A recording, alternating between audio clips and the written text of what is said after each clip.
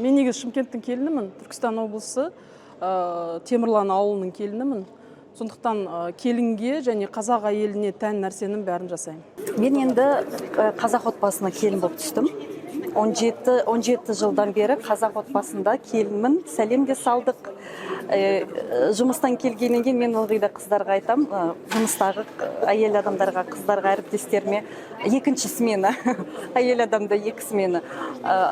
Бірінші жұмыста жұмыс істейміз, одан кейін үйге келіп, жаңағыдай отбасылық, аналық қызметімізді атқарамыз. Үйге барғаннан кейін әрине мен ата-енемен тұрамын.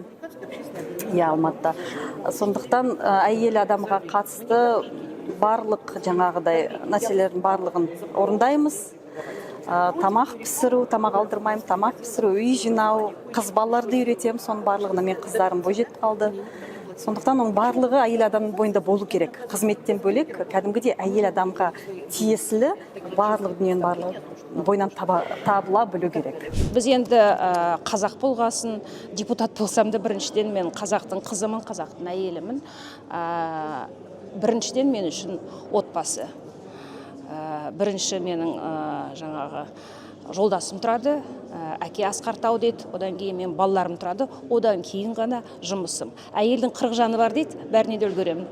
Кешке жақын жұмыстан шаршап барған уақытта қонақ келіп жатса қазан көтеріп, әлде тапсырыспен тамақ алдыру? Бүгінгі уақытта бір нәрсені үлгермеймін деп айтудың өзі де ұят.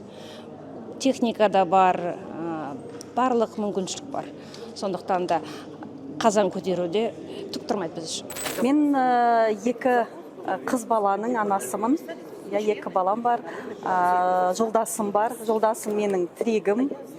Қазіргі таңда менің отбасым Алматы қаласында, мен өзім Алматы қаласынан келдім. Бірақ та оқу мерзімі аяқталғаннан кейін, яғни 25 мамырдан кейін бұйыртса балаларымды, отбасымды осында көшіріп әкелем деген ойым бар Астана қаласына. Парламент мәжілісі депутатынан романтик шыға ма? Неге шықпасын? Шығады, әрине. Парламент, мәжіліс болсын, сенат болсын, депутаттары енді қарапайым адам ғой. Айту қиын да ол кішкене көп енді елге паш ете бермейтін де дүниелер болады деп ойлаймын өз басым. Бірақ жалпы заңгер деген бір жағынан дұрыс түсініп отырмын сұрағыңыздың жаңа негізгі мәнісін. Көпшілігі заңгер деген бір қатал, жаңағыдай бір қылдан таймайтын, артық бір күлмейтін, сондай бір эмоциясын тежейтін адам ретінде көреді ғой. Ол шындығында ол жұмыстың реті сондай. Анау Шараповтың айтатыны бар ғой жаңағыдай. Басы салқын болу керек, жүрегі ыстық болу керек дейтіндей. Шындығында талай заңгерлердің ішінде романтиктер тығылып жатқан болуы мүмкін шында. Өзімден романтик деп айта алмаймын. Енді ол жылдағы. Мен бірінші кезде әйеліңді айту керек шығар. Енді туған күніне бір сыйлық жасайсың, гүл бересің. Сосын 8 наурыз ғой.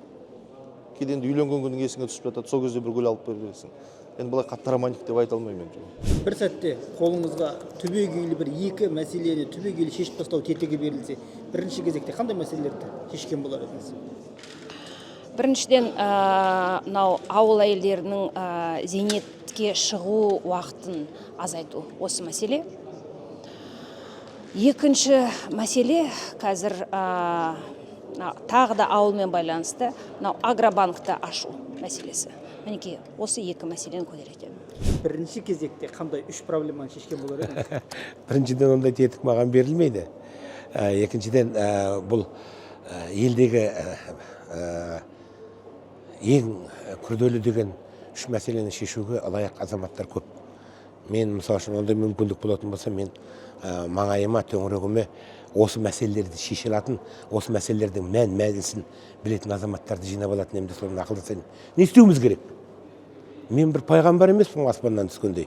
Осы үш мәселені шешіп тастайын, бітті Қазақстанның жағдайы шешіліп кетеді деп. Оны қоғаммен, елмен, билікпен ақылдасып, сондай бір білікті, білгір, өз саласының мамандарын төңірекке жинап алып, дөңгелек үстелдің басында. Не істейміз? Қазақстан үшін міне үш мәселені шешу керек болып тұр. Осының бірінші, екінші, үшінші қайсы деп сол талқылау, сол мәмілеге келудің нәтижесінде үш проблеманы атайтын едім мен. Шаман келген нәрсені сыйлаймын ғой, ол бір қыруар, бізде ондай жоқ, бір қыруар, бір анандай үлкен мәселелер сыйлау. Адам өзің шын пейіліңмен, бір шын ниетіңмен бір жақсы нәрсе сыйласаң болды. Мен жалпы сыйлық жасауға деген соншалықты бір өзі бір қалай айтуға болады, ұқыпты адам емеспін, шын айтсам. Бірақ бір материалдық сыйлық жасауға. Бірақ көңілім өзімнің жақсы көретін, өзімнің отбасымдағы, өзімнің төңірегімдегі азаматтарға, жаңағы туған туысқандарға деген өзімнің мына жүрегімдегі, көңілімдегі сыйлығым ешқашан ол ортаймайды, сарқылмайды. Сондықтан мен бір үлкен материалдық сыйлық жасауға менің мүмкіндігім де шектеулі. Бірақ әрбір жақынымның, әрбір өзімнің көңілімде аты жөні бар адамның оның орны менің жүрегімде. Сондықтан мен нақты осындай сыйлық жасаймын деп айта алмаймын.